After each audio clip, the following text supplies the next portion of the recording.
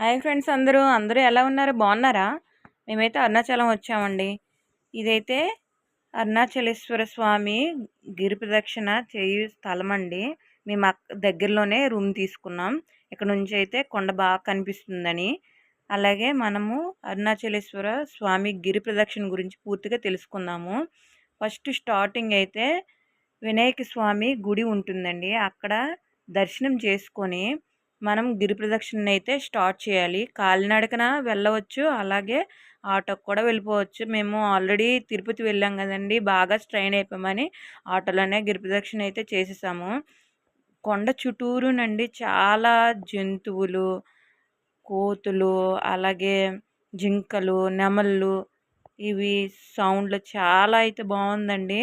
First starting అయితే శివలింగాలు 5 గుడులు ఉంటాయండి. వాటన్నిటిని మనము దర్శించుకొని దండం పెట్టుకొని ఒక దీపం అయితే వెలిగించాలి. నేనైతే 5 దీపాలు తెచ్చాను. ఒక్కొక్క గుడి దగ్గర ఒక్కొక్క దీపం అయితే వెలిగించాను. ఆ కొండ చూడండి ఫ్రెండ్స్, ఎంత బాగా కనిపిస్తుందో మీకు అలా చూపిస్తూ ఉంటాను. ఆ కొండ చుట్టూరు 14 కిలోమీటర్లండి. కాలినడకన వెళ్ళే వాళ్ళైతే చాలామంది ఉన్నారు. మాకంత ఓపిక లేక మేము వెళ్ళలేకపోయాం ఫ్రెండ్స్. ఇది ఒక శివలింగమే. ఈ లోపలైతే చాలా పురాతనమైన గుడి అండి. చాలా బాగుంది. లోపలైతే చూపించలేదు, ఎందుకంటే కెమెరాలు ఫోటోలు అలౌడ్ కావు అన్నారు. అలాగే అక్కడ దీపం వెలిగించుకొని మళ్ళీ స్టార్ట్ అయ్యామండి. అలాగా ఒక 5 శివలింగాలను అయితే దర్శించుకుని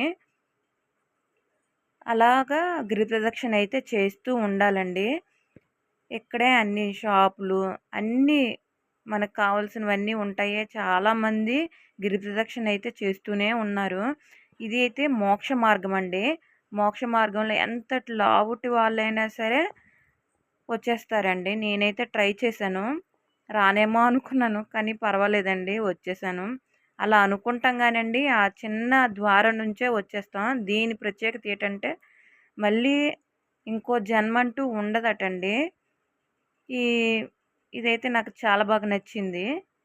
తర్వాత అండి గుడికైతే వచ్చాము, అరుణాచలేశ్వర స్వామి గుడికి. ఈ ఈ గుడి ప్రత్యేకత ఏంటో తెలుసండి? 4 గోపురాలు ఉంటాయండి. 4 కూడా చాలా పెద్ద పెద్ద గోపురాలండి. మీకు దగ్గరగా వెళ్ళి చూపిస్తాను చూడండి. ఇది ఎంట్రన్స్ కాదు. పక్క నుంచి అయితే ఒక మార్గం ఉంటుందండి. ఆ పక్క నుంచి వెళ్తూ మనమైతే గోపురాన్ని దగ్గరగా చూసుకొని ఆ పక్క నుంచి వెళ్ళాలండి లోపలికి. లోపలైతే చాలా బాగుందండి. నేను అవన్నీ వీడియో తీసానే కానీ ఏమైనా అంటారేమో, అక్కడ ఫోను అలౌడే, బట్ ఏంటంటే మనం తీస్తే ఏమంటారో ఏమో అని చెప్పేసి నేనైతే తీయలేకపోయాను. ఫోన్ అయితే తీసుకుని వెళ్ళొచ్చండి, కానీ తీయొచ్చో లేదో కూడా నాకు తెలీదు. ఎందుకు అంత రిస్క్తో తీయాలా అని చెప్పేసి నేను లోపల అంత రిస్క్ చేయలేదు. కానీ గోపురాలు అయితే మాత్రం చాలా బాగుందండి. మేము ఇంకా నైట్ వెళ్ళాము. మార్నింగ్ టైం అయితే ఇంక బాగా కనిపించున్నేమో. నైట్ టైం అయినా సరే చాలా బాగుందండి వెలుగుల్లో. చాలా పెద్ద ప్లేస్ అండి. కొండ చుట్టూరు తిరిగి రావడము అదొక వింతైతే. ఈ గోపురాలను చూస్తూ అలాగా ఉండడం కూడా ఒక అదృష్టమే కదండి. ఆ లోపలికైతే వచ్చామండి. లోపలైతే ఇలా ఉంది. నేను చూసుకోలేదండి, కెమెరా ఆన్ అయిపోయింది. అప్పుడు సరేలే అని చెప్పేసి వీడియో అయితే రికార్డ్ అయ్యి ఉంది, చూశానండి ఇంటికి వచ్చేసరికి. కానీ చాలా బాగుందండి గుడి లోపల అయితే మాత్రం. ఈ లోపల ఉండే గుడిలో శివయ్య ఉంటారు కదండి. ఆయన ఆయన ఏమంటారంటే అగ్ని లింగం అని అంటారండి. గుడి అయితే చాలా బాగుంది. అలాగే అమ్మవారు కూడా విడిగా ఉంటారండి. శివయ్య గుడి విడిగా, అమ్మవారి గుడి కూడా విడిగా ఉంటుంది. ఆ 2 దర్శనాలు చేసుకున్న తర్వాత ఇది బయటన అమ్మవారేనండి. ఈ అమ్మవారిని వీడియో తీశాను.